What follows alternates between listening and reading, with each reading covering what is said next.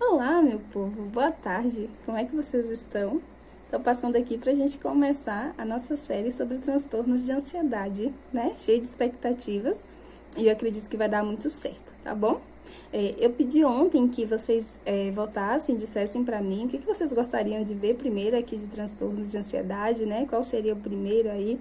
E vocês votaram em transtorno de ansiedade generalizada, o famoso TAG, né?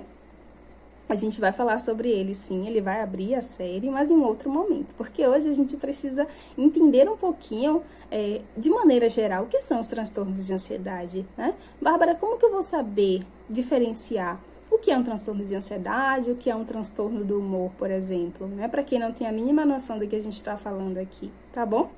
A gente já vai começar pensando o seguinte: se nós estamos falando de transtornos de ansiedade, eles vão ter uma característica que eles vão compartilhar entre eles, que é o medo e a ansiedade excessivos, certo?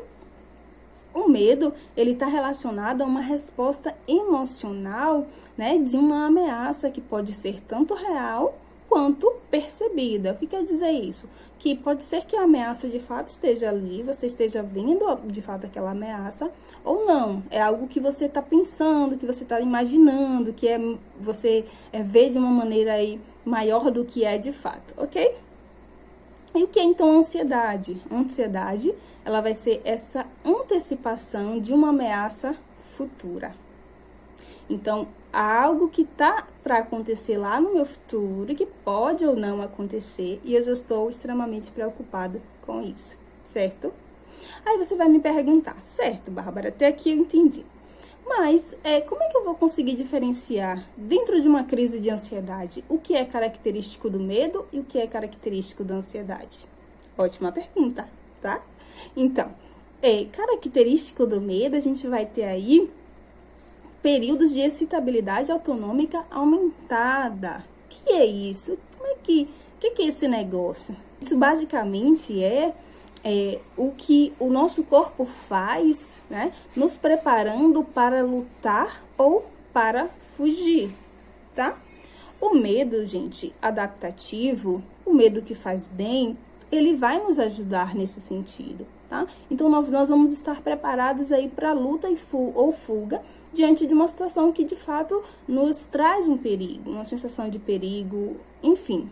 Quando a gente está falando de um medo que é patológico, como numa crise de ansiedade, por exemplo, a gente vai estar falando de um medo que, como a gente já disse, ele pode ser apenas percebido, pode ser apenas algo que eu estou aqui pensando que vai acontecer, eu começo a aumentar aquilo ali e pensar que vai ser de uma maneira muito mais grave do que de fato é, ok?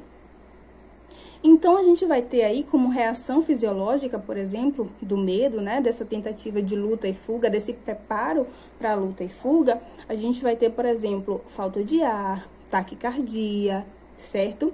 A gente pode ter aí tremores, tá bom? São exemplos. E aí, quando a gente vai falar de ansiedade, Bárbara, o que é que eu vou saber que é característico da ansiedade dentro de uma crise de ansiedade? A gente vai olhar aí para tensão muscular. Então, os meus músculos, eles começam a ficar rígidos, tensos. Existe também aí uma vigilância, né, que me faz estar preparada para perigos futuros, tá bom? Então, dentro dessa crise de ansiedade, onde é que está essa vigilância que está me preparando para um perigo futuro? Que me faz ter muito mais cautela em relação ao que pode vir a acontecer. E que me faz, inclusive, fugir, certo? De determinadas situações. Então, isso vai ser característico da ansiedade, tá bom? Ok. Entendemos até aqui? Beleza.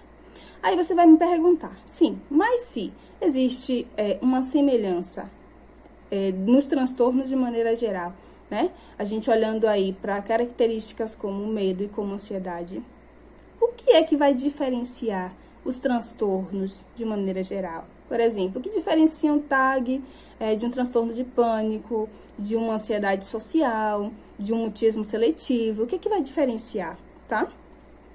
O que vai diferenciar, gente, é o objeto ali que está trazendo essa ansiedade, que está trazendo esse medo. O que vai diferenciar é a situação que está trazendo essa ansiedade, esse medo, os pensamentos que têm relação com o que eu estou experimentando, tá? Por exemplo, se nós estivermos falando de uma fobia específica, por exemplo, aí, digamos que eu tenha uma fobia específica e a minha fobia é de barata, certo? Eu não posso pensar em barata, que eu imagino que a barata vai me morder, a barata vai fazer alguma coisa comigo e eu vou morrer, eu não posso tocar numa barata, não posso ver uma barata, não posso pensar numa barata. Ok? Esse é o meu objeto específico, certo? Dentro da fobia específica, tá? Quando a gente vai falar, por exemplo, de uma ansiedade social, qual é o meu objeto? Qual é a situação que me traz medo? Eu começar a pensar ou vivenciar situações em que eu vou me expor a julgamento alheio, em que eu vou estar ali diante de de uma situação em que as pessoas elas poderão me julgar. Então, isso vai me trazer todas as reações fisiológicas e eu vou passar a ter os sintomas aí relacionados a uma fobia social e não a uma fobia específica, percebe? Então, é basicamente isso que vai diferenciar, que vai dizer assim, não, isso aqui é fobia social, isso aqui é mutismo seletivo, mesmo todos eles tendo como características principais o medo e a ansiedade. Ok, até aqui? Avancemos. Você vai falar agora para mim assim, mas Bárbara, como que eu sei quando ocorre o desenvolvimento da ansiedade, né? Na verdade, qual é a fase que isso ocorre? Vamos começar a pensar, gente, a refletir que desde a infância, a ansiedade ela já pode se desenvolver, tá? Então, mães, pais, tenham atenção aos seus filhos. Então, essa ansiedade ela já começa a se desenvolver a partir da infância, muitos quadros de ansiedade, e eles podem se agravar à medida que a atenção devida não é dada, o tratamento adequado não é feito aí, certo? Nesse ponto, eu já quero chamar a atenção de vocês, porque o que a gente tem visto muito são pessoas que estão subestimando a ansiedade. Então, se a gente vai falar de depressão, a depressão é mais grave. Se a gente vai falar de outros transtornos, é uma coisa mais grave. A ansiedade não, a ansiedade é de boas, né? A ansiedade a gente leva numa boa, a gente resolve, não tem problema, né? Virou até moda, entre aspas, né? Com respeito a quem tem, de fato, os transtornos de ansiedade, mas é muito mais fácil alguém dizer assim, eu tenho um transtorno de ansiedade, eu sou ansiosa, né? Mas você não vê ninguém falando assim, eu sou depressiva, eu tenho um transtorno de... Entendeu, gente? Então, a gente não pode subestimar os problemas que um transtorno de ansiedade podem trazer à vida de um indivíduo, tá bom? Então, tenham atenção aos seus filhos, tenham atenção a si mesmos e muito cuidado, certo?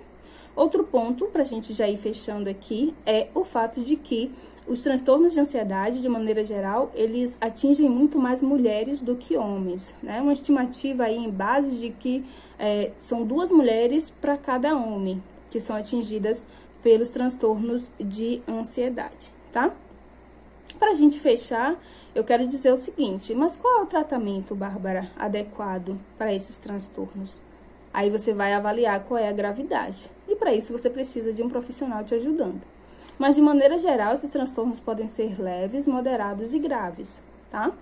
Quando ele é leve, ele não traz tanto prejuízo à vida do indivíduo. Mas quando ele já é moderado e grave, traz muitos prejuízos, né? Nas relações, por exemplo. Se a gente for falar de uma fobia social, aí a pessoa não consegue ir a lugares, se relacionar com pessoas, tá? Imagine pessoas que têm TAG, por exemplo, que qualquer coisa seria aí motivo para uma ansiedade. E isso faz muito mal para o indivíduo no seu dia a dia, tá bom? Então, gente, antes de vocês se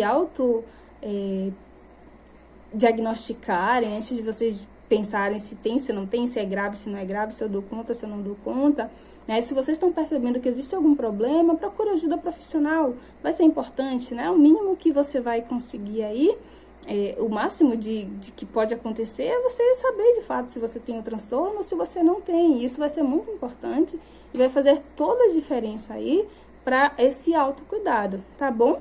Então, é basicamente isso, né? Eu precisei correr um pouquinho aqui para que a gente coubesse dentro de um tempo razoável, né? Tudo que eu precisava dizer.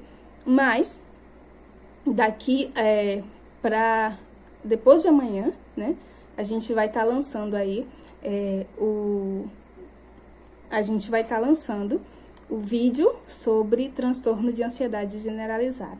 Então, eu quero pedir muito a ajuda de vocês, que vocês compartilhem esse vídeo com outras pessoas, né? Para que elas entendam também do que a gente está falando, que vocês falem sobre isso, né, nas rodas de conversa, da seriedade que é ter um transtorno de ansiedade, tá bom? Então, curtam esse vídeo, comentem, se tiverem qualquer dúvida, pode colocar aqui que a gente vai respondendo, a gente vai conversando, tá bom? Obrigada sempre por estar aqui comigo e a gente continua se vendo por aí. Um grande beijo.